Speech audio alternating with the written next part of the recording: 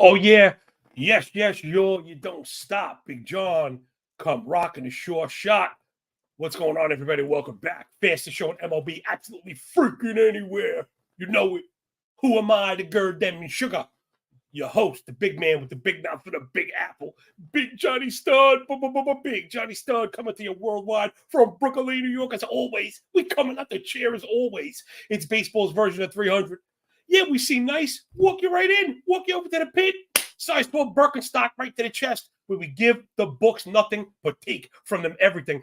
And make sure you're signing up to Underdog. Use the code MMN. If it's free, it's for me. $100 match bonus. LFG, my man P.O.D. Jen Stoner. Blowing that smoke as always. Let's get it, everybody. Yo, man, thank you for the support. So far, so good. Views are up, likes are up. Remember, BGC, we see you, my friend. You are a most essential part of the phalanx. Remember, yes, I may be Leonidas in this thing of ours, but it's a two-way street. The door swings both ways. I'm a sponge. I'm malleable. Make sure you hit me up with your questions. It's your boy at John Legaza. See it right down there. Look at me. I'm getting there. Look at me, Mo. Oh, Hayden K, what's going on? Good to see you, man. Really do appreciate you. Again, people, if you hit me up on Twitter, I will get back to you. I will invite you in, and I will answer your questions. Matty Dub, Brian E, all my people. Oh, my goodness, my man. And make sure you're following these people as well. Right, part of, again, more parts of the failing, especially Matt Williams changed the L's for sevens. L's for sevens, yeah. I've looked at his damn Twitter handle so much. He makes so much money, I forget how to spell letters and numbers. Let's just dive right into it. We're going to focus right on the PM stuff. I'm going to try and blow through the games. I will highlight whenever we have a play, I'm going to toss it out there, right? If we like bases or like totals, overs, this is not a generic betting show. I'm going to put out my plays, right? Anything leans that I have. I'll also highlight underdog plays. We're going to put one together. I have a parlay that's live. It moves a little bit, but hopefully it'll stay on the board. One of the plays that I really liked was a Tanner Houck no-run first inning against the A's. And, for whatever reason, I just don't understand the gambling rules. That particular thing is not allowed in New York. It's so just absolutely dumb. I don't want to get derailed doing the thing we do. It's the Royals with cheese. Michael Waka Waka Waka. My man Fozzie Bear on the bump for the Royals on the road against the Blackbirds in orange vest. It's Dean Krispy Kremer going for the Orioles. Waka kind of just a guy. He always seems to outperform his peripherals. Maybe I need to warm up to him. 3.2 ERA, 116 whip through 134 frames last year. That's really, really good. And that's pretty much all that's really, really good. 22 K to 8 walk is okay. 27 CSW, 35 ball, okay. 32 O swing, 86 on contact, just okay. 34 ground ball, just okay. He has suppressed contact, kept the ball in the yard. That's really been the claim to fame. He's also been pretty good on the road. It's just 630 OPS, 680, OPS on the road last year. Anything under 700, pretty good. Dean Krispy Kremer, again, they've been good. Orioles doing a very good job at developing pitching, but he's just got a lot of just the guy stuff. Also, 4.12 ERA last year with a 1.3 whip. Again, remember, this is the first time around the rotation. A lot of times we want to see these guys first. I really don't have much of a strong lean here. I will hop over to the algo if you're unfamiliar with what the heck I'm talking about. Follow me on Twitter. It is the pin tweet. And right now it's all free. Again, if it's free, it's for me. Woo! We love that stuff. So implied team total, starting pitcher ranks, algo scores, stats, it's a pitching sheet. It's every single thing you could ask for right now. Again, it's free. Get up in the comments and let Patty know how good of a job we're doing. Matt Williams says, Michael Walker's like a hot dog. He is like a hot dog. He's good, but you don't know why, and sometimes he makes you sick. Yeah. That reminds me of the Simpsons episode where he's eating the hero for whatever reason. My sandwich. So Walker and Kramer, I really have this one kind of dead split. I have Baltimore with the slight win. If you're wondering about the algo, again, over-under is within a run. I wouldn't really touch this one. I'm kind of indifferent. Next up, it's my Cincinnati Reds. And hey, Andrew Abbott on the bump, on the road against the Fighting Phils, Broad Street Bullies, and Christopher Dirty Sanchez. Look at Abbott first.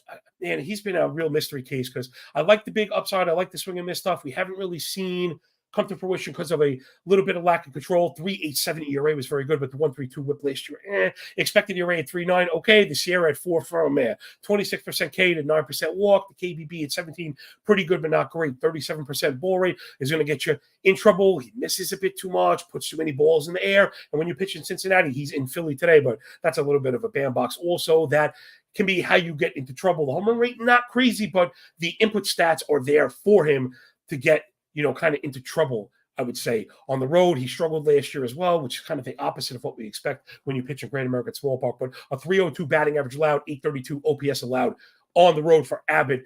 Though I think he gets the upper hand against Sanchez, who was phenomenal. I was not one of the fantasy heads chasing this guy. 3.4 ERA, one flat whip through just about 100 innings.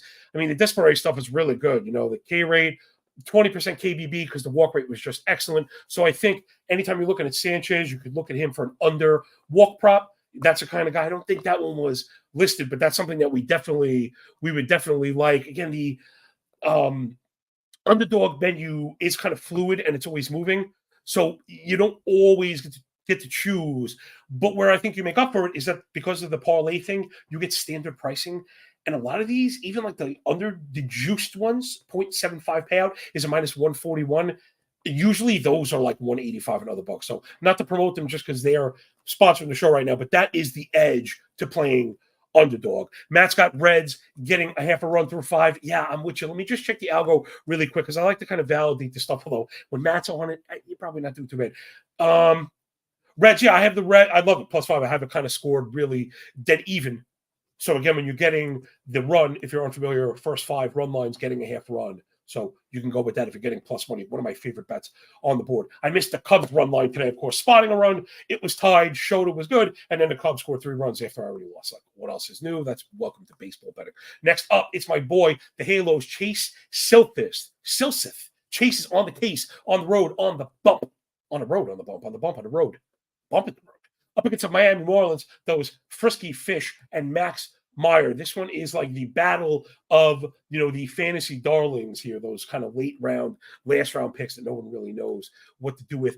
I tend to really like Silseth because of the swing and miss ability. We've seen, him kind of shine through. He had a 25% K rate last year. He had 2 different pitches with a 30% whiff rate, but one to lefties, one to righties, which I really like. A lot of times you might have 2+ whiff pitches, but they're both for righties. And that's it. It's not good, but it's not as good. So I think there's a step up for Silseth. He's going to have to pull down the ball rate, but you get tons of ground balls.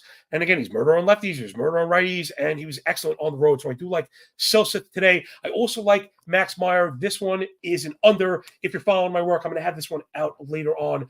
I was under when it was F5U5. I think that one went down to 4.5. So I think I'd still be on that. I'm going to put that, I think, in my daily parlay. Look for Miami and Angels under. So I guess I'm not really looking for much offense. Meyer, we haven't seen him yet. He was very good in the spring, and that earned him a spot. They were clear about him not going too far, which is why I have the pick for F5 and not full game. We got some new faces up in here. Larry L, what's going on? He's on a roll indeed. Jeff L, good to see you, my friend, part of the Fade Links, one of the OG crew members, man. Thank you, everyone, for supporting the work. This is, if you want the show all year, me rambling and yelling at my TV screen like the Italian Tasmanian devil that I am, you got to press cartoon fingers and cartoon bells because that shit matters way more than it should. Orders of magnitude way than it should. No one is about to ask you, is he smart? Is he funny? Is he compelling? Did you learn? Did you make money? Nobody cares. Nobody cares. It's not how these things work. Lesson to my young bucks out there. It's an algorithmic world. Speaking of algorithms, I'm far to the under on that one. I have it close. So I don't remember if the line was moving because it was so close. Yeah. Angels slight favorite right now, but sometimes I lost it. Sorry. When it's even, the F5 line can swing between favorite and underdog. What I was getting at is if we could get the Angels with the plus in front of them through 5, then I really kind of like that one. I'm going to have to keep it moving, but that's my advice for that one. We're to the under, leaning towards LA through 5. Next up, it's the Walker, Texas Rangers, Dane Dunning on the bump against the flat fish from Florida, Ryan Pepio. Man, he was awesome. Let's look at Dunning first. Kind of just a guy. I think he outperformed peripherals. I generally go after this guy, and oftentimes I get the Ric Flair thumb right in the eye, such as how life goes sometimes. B in the room says under 8.5. Yeah, I'll go under 8.5. I'm going to be honest, because of the Meyer thing, and I worry a little bit about the Miami bullpen, I prefer F5. I will go under 8.5. I have it modeled up that way, like I back it. But I'd rather eliminate the Angels bullpen and the Miami bullpen. Like, we don't want to get a piece of that. Stick to the F5. And if you can get to a flat 5, even with a little bit of juice, I would go that way to open up the door for the push 3-2. Get out of here with some money. So Dunning, Good, but not great. 3.7 ERA, 1.25 WHIP last year, which is great. Through 172 frames. But all the expected stats, indicators, I should say, at 4.5 or above.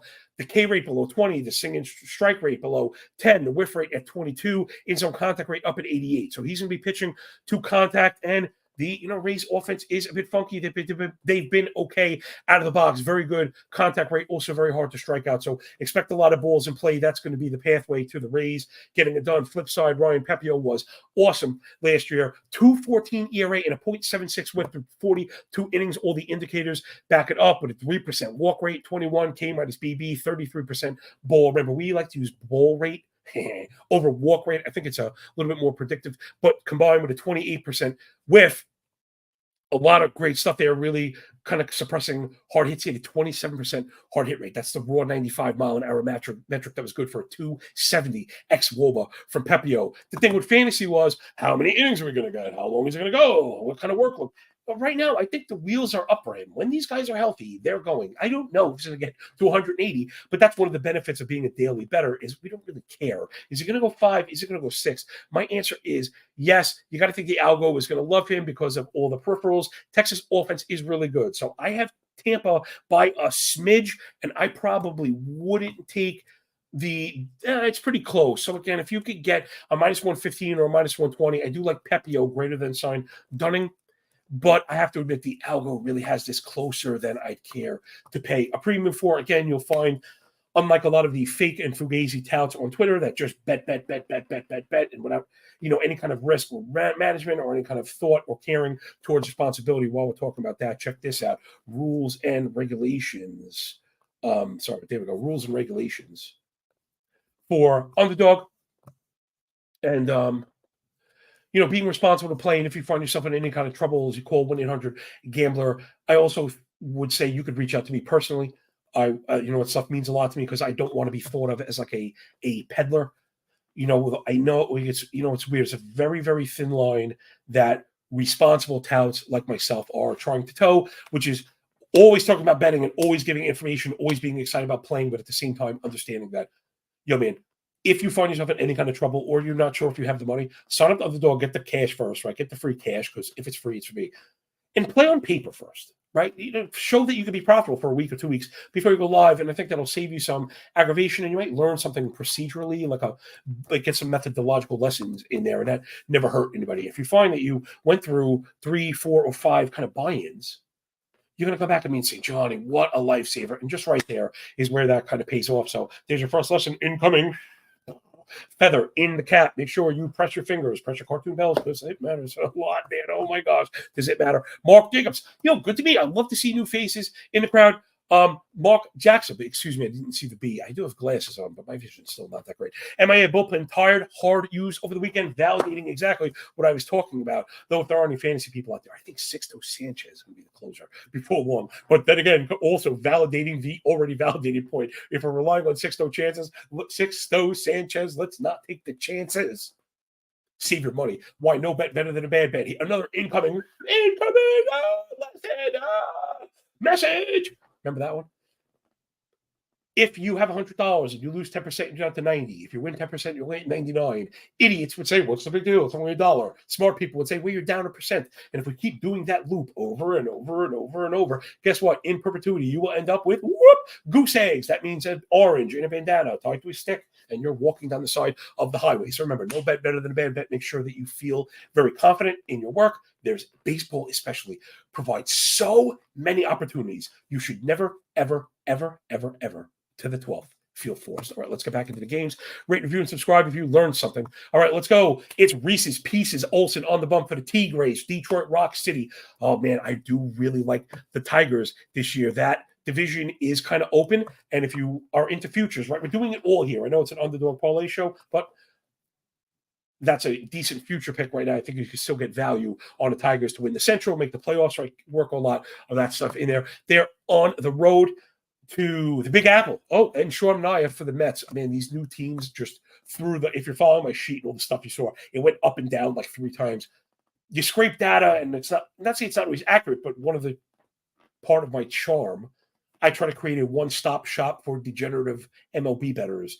So when you're trying to combine hard to find info from different places. Formatting can become an issue, and honestly, just be an absolute nightmare. So right now, it's all free, and if it's free, check out the sheet. You can follow along. I have a bet on Reese's Pieces. That is the first one we got. Okay, I have like a little, I italicized it. Look at me go. Reese's Pieces was fan freaking tastic last year. 3.99 ERA to a 1.12. Remember, give me whip over almost everything else.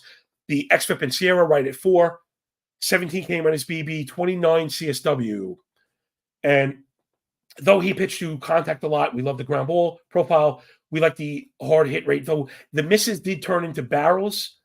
He had a 2.18 max BA lefty righty split. Like, that's really, really good. And we saw him kind of step up, and he was dominant in the spring. He won a spot. Flip side is Manaea, who I'm not really sure what to make of. I don't want to knock Manaea because I really do think he's a talented pitcher. I've worried about the inconsistency in the workload, so he's one of the guys I just worried about what we're going to get. When he went to San Francisco, they were kind of jerking him around. He would open, he wouldn't open, had a follower. He wouldn't pitch 3 innings one day, 5 innings the next. And it was very, very, very inconsistent. So I would kind of want to see it first.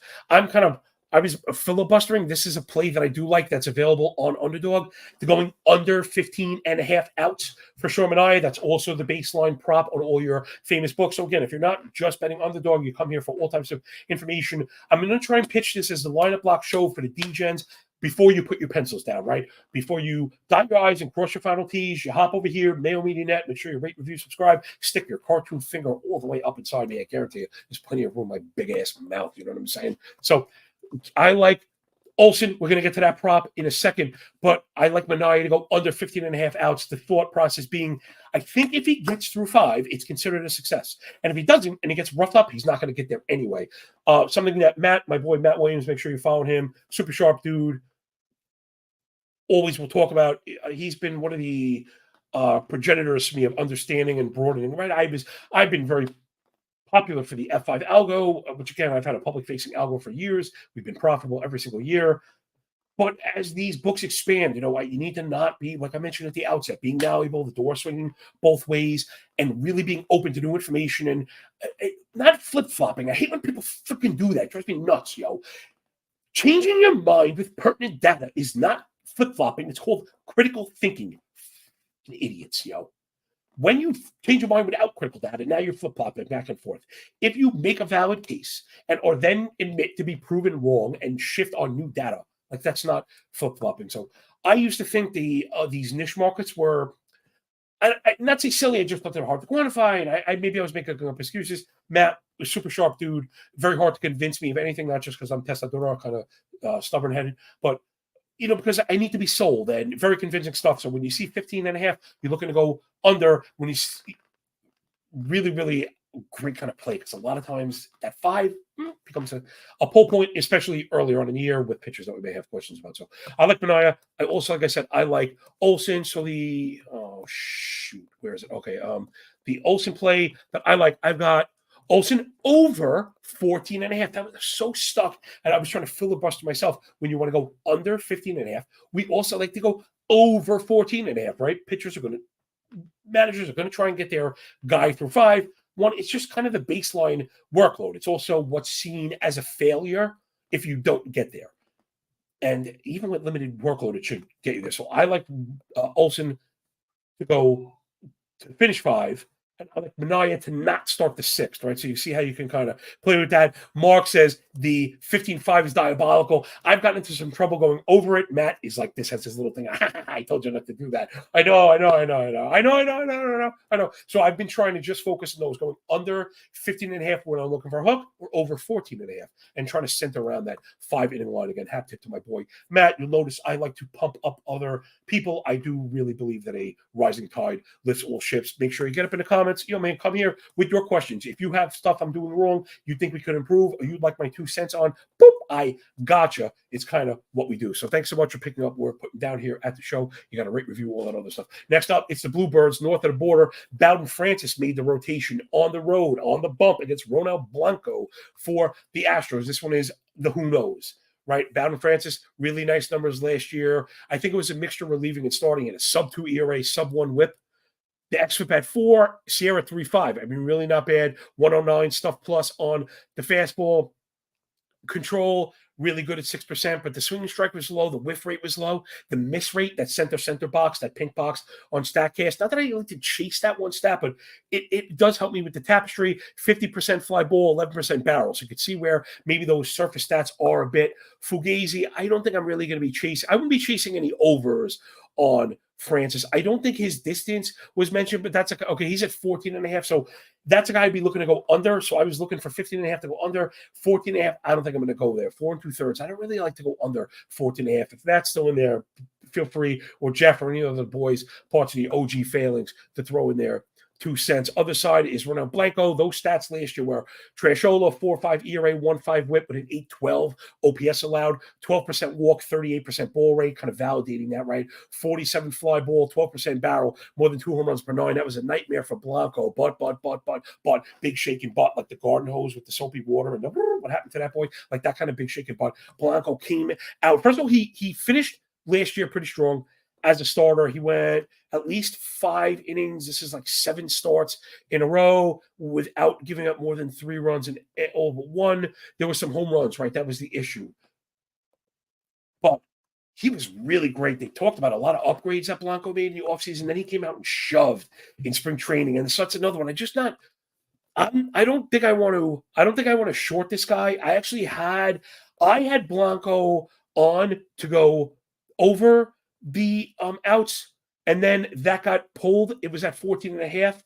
It got pulled. So I'm not at it now. If I was leaning, I'd be leaning that way, but I'm not digging into it now, which I'm off it. Well, it's not on the book, so I'm not going to bet it if I can. So you check the algo. I have this one like right to the nose. I mean, 261 to 258 through 5, 435, 441. I mean, literally like decided by bits, which are thousandths of a point. So listen, if we're down to the hundreds or 1,000, it's funny because the algo and model reading is different. You could say, well, then you go with the plus money, and I think there is probably something to be said there, right? When you get a indecisive, let's call it, model reading, then maybe that's when you go with the underdog. You don't always need the underdog to cover these things that mark out in the model as a huge win, because you're generally either getting a run or you're getting a plus price in your advantage, right? So just all the stuff you're going to get, hopefully, when you roll with us. Just a couple ways of thinking about this stuff. Right now, Toronto is getting the half a run. I was hoping it was going to be Blanco at home, but it's not. So I would leave this one. Let's move it on, man. We got to get going. We try and get out of here by the early first pitches. It's the Boston Red Sox, Red Laundry from somewhere in the northeast quadrant of the United States. Tanner Houck on the bump. I'm really not buying any of this stuff. 5 ERA, 1.4 whip last year. All the earned run indicators, just about a full run better than that. Again, 21% K, but a 13% swing and strike.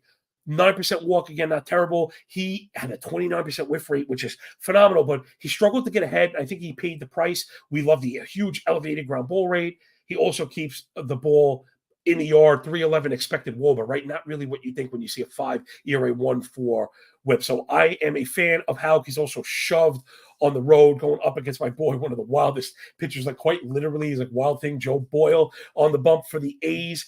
Man, I don't know if you know about Boyle. He's like Wild Thing. So this guy's got sick, crazy sick stuff. He could strike out absolutely anybody. You won't see any under strikeouts there. Again, by the way, my full betting ticket is posted right now for free at John Legaza. That's the X handle. That way, MMN show, John Legaza handle. Look at that in stereo. So Joe Boyle, 169 ERA. It was only 16 innings, but he was just mowing him down. The thing with Boyle is he used to rock like 18% walk rates through the minors. He got called up, cut it down to 8%.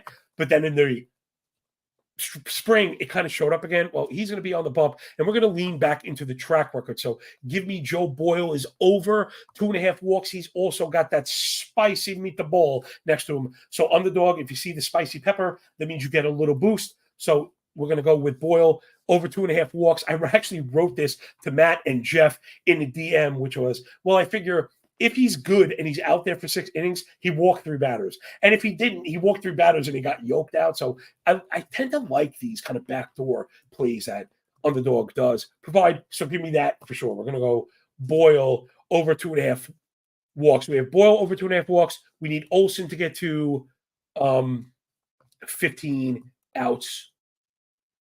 so far. All right, next one, we got plays in each of the next two. That will cap our 4-leggers at the very end. I'm going to bring it up. After we do the second play, I'm going to bring up the parlay because I want to give everyone a second to do it. So let's do this in warp speed. It sticks. The male version of olive oil on the bump for the Guardians, Tristan McKenzie. Last year was a throwaway season. It was all injury. He is freaking awesome. Okay, he is really, really awesome. He is really, really awesome. Like, he's the kind of guy that if we knew we were getting 190 innings out of, he's going to get probably Cy Young votes. I honestly believe that all the nerdy diagnostic stuff is in place. I really like McKenzie. He's going up against Emerson Hancock. Again, we know very little about him because of injuries and stuff. He also only pitched 12 innings. So they've got two starters on the bump with a 28 innings total. Gosh, just crazy. The thing we like about McKenzie is all the strikeout stuff, the big swing and miss. He's got multiple pitches with sick whiff rates. So we're going to lean into his base K rate. And the other side of that is a comment Seattle right now, just absolutely wild. Check this out as a team. These are season stats. We don't want to overreact to it, but K rates stabilize quick, and for whatever reason, these things tend to be contagious in teams. So Seattle, so far on the season, they have a 500 OPS, a 33% strikeout rate. That's second to only the Angels. So we're going to go with McKenzie to get 6 strikeouts against those Mariners. He might have that, by the third inning. Let's do the next game. That'll be the fourth play. I'm going to cover them, and then I can go back to BSing. It's the Redbirds from the middle of the nation under that beautiful arch. Kyle Gibson and the Cardinals on the road in the perfect weather near that awesome aquarium. Matt Waldron and the Friar Tucks. Let's look at Gibson. A lot of just the guy stuff. 4.7 ERA, 1.32 whip last year through 192 innings. Not a single earned run indicator below 4.5. 20% K to 7 walk. 13 KBB, just not going to do it. 10 swing and strike, not going to do it. With the 38% ball rate, how did he manage 7% walk and 38% ball? I don't know. Below average chase rate, below average zone contact rate, lots of ground balls, but they do get hit hard. I've never really been into a guy like Gibson whatsoever. I mean, the strikeout stuff is really, really poor. And on the flip side, Padres, one of the hardest teams to strike out as a team, 18% strikeout rate, given 88% in zone contact. Both of those are top 3 in the league. So we're going to pair those two things in the matrix and go under Kyle Gibson strikeouts. So that's under 4 strikeouts. Don't worry, my video people. There is your parlay. I'll give you a break from looking at this ugly facha bruta. Let's go over it one last time. Remember, Underdog Fantasy. Sign up with the code MMN. Mayo MediaNet, because that shit matters more than it should. Tell them Big Johnny sent you with the promo code. So we're in for a plus 618. We have Kyle Gibson under 4 strikeouts. I also like the flat number that we could push this one and hopefully cash the other 3 in the worst case. We have Boyle for 3 walks. We mentioned the just absurd walk rates. As I'm going to filibuster, so I'm going to bring these up. I mean, it's cartoonish. Then we have Reese Olson, who I believe has been very good. We just needed to go through 5 innings against a Met offense that has really struggled. 255 team OBP, 598 OPS for the Mets. They have a 266 team WOBA. So we're going to try and attack them while they're kind of down on the mat. And then Tristan McKenzie we're going to look for 5.5 strikeouts against one of the most prominent strikeout teams in the league, and for a 618. Holler if you hear me. Big Papa Pup in the house. Baby. So there's our 4 legs. We'll bring it back up again. We got to get out of here in just a few minutes. Let's wrap up what we got left. If you have any questions at all, make sure to get up in the comment section, ask your questions. They don't even have to be about today's games. They can be procedural, risk management, just about absolutely anything. This is what this is all about, right? I've always dreamt of an immersive experience where people can come and not just get answers, which you could, right? We'll show it to you. I'm going to put them in the comment section after that. No BGC. Who says, thank you, Johnny? No, thank you, as I almost destroyed my studio. Back here to bright. Going Godzilla around here. You know how we roll, man. Come on. If I wasn't wild, that wouldn't be me. All right, we got 2 more on the bump. It's the New York Yankees, the Bronx Bombers, the Pinstripers. I love the Highlanders. Luis Gil on the bump. He did not pitch at all last year. So really tough. What are we going to get? I don't know. I love when people ask me, like, what are we going to get? I don't know. Although, funny enough, I saw his out just popped up. Okay, so we definitely want this one. This is another one. I may roll another one out. I may roll another quick parlay because Luis Gil is also at 15.5 out. So if you were listening for the past 3.5 minutes, we'll talk about how I don't think we're going to get there. This is a guy with a very low, career innings pitched load, young, coming off of injuries. Yes, he's had a strong spring. He's also facing one of the best offenses in the league. Oh, Mark Carr, this is what we absolutely live for, my dude. Love this. Smashing the like. Love the info about every single team. Thank you, my friend. This is where you come. There is nothing like this. This thing of ours. This is 300. Walk him in, over to the pit. Woo! This is madness. This ain't madness. This is Sparta, baby. Give the books nothing. Take from them everything. Remember, we're degenerates in the very best sense of the word. Thirst for knowledge. Thirst for management. Love to win, but let the losses roll off the bat. Can't let that stuff beat you up, man. It's a long season. We're going to ebb and flow, but it's the methodology, it's the planning that's going to keep us in the game. On the flip side, so again, Luis Gill, we want to go under 15 and a half outs. He should not be 15 and a half outs. As much as I like him, he just should not be that. So I would smash that one. That's not part of my parlay that I've already knocked, but I would bet that one. So we also like going the under there. Again, Mark, thank you for joining along. And again, if you want the show all year, people, you got to hit the like button. You got to press a stupid cartoon bell. You think a grown over, big mouth, obnoxious guy like myself wants to beg random internet strangers as I'm spitting on my computer for cartoon fingers? No, but I love doing this. And if you love me doing this, that's how it happens. I'm dead serious. Amazing. On the other side, it's Ryan Nelson. 5.3 ERA, 1.42 WHIP last year. Every earned run indicator, right? XFIP, expected ERA, and Sierra all at 5.25 or worse. 15.5 K to 7.5 walk. That's a single-digit KBB, single-digit swing and strike, 24 CSW, 20% whiff, below average chase rate. He puts the ball in the air, and he got hit hard. 44 ground ball, 11.5 barrel, equal those 1.5 home runs per 9 to a 347 expected WOBA. Lefties just destroyed this guy, and he was terrible at home. He had a phenomenal spring. They really talked this guy up about part of the developmental process that was going on in Arizona, and it's making me kind of worried. I think Matty was on Arizona, which again worried me. I don't want to speak from it. I'm just nervous here. The thing that I like in this one is going under the Gill 15.5. I think the way Arizona's swinging the sticks, if you get the young man through 5, the Yanks are gonna pull him and just look to kind of go from there. Last one, it's the San Francisco Treats, Los Gigantes, Keaton Wynn on the bump against the Trolley Dodgers. Hollywood always up to no good. James Paxton on the bump. I had this one and I pulled it for one of the other ones that I liked more, but I also like Paxton over 14.5 outs. For me, he's a perpetual 5 and dive kind of guy. Like you just got to be careful. I was surprised he went 96 innings last year. 4.5 ERA, 1.3 WHIP. However, right, bought. The reason you come here, the mechanic that pops the hood, okay? Pop the hood. It's a bit of a different story. When we look at raw peripherals, you want to check out the indicators. They're actually pretty strong. XFIP, expected ERA, and Sierra all at 4.1 or below, right? When you get that half run or more, 3/4 of a run to the expected ERA, 25 K to only 8 walk, 13 swing and strike, 28 whiff. These are things that we really, really like. Slightly above average swing, but he also wins in the zone. You get a lot of ground balls. He suppresses hard contact. He gave up a lot of home runs because the home run to fly ball was kind of out of whack. 18% home run to fly ball. I think that regresses for a guy like Paxton. Again, like lefties hit him well. That's kind of out of character. He was very good at home last year. I kind of expect that to continue.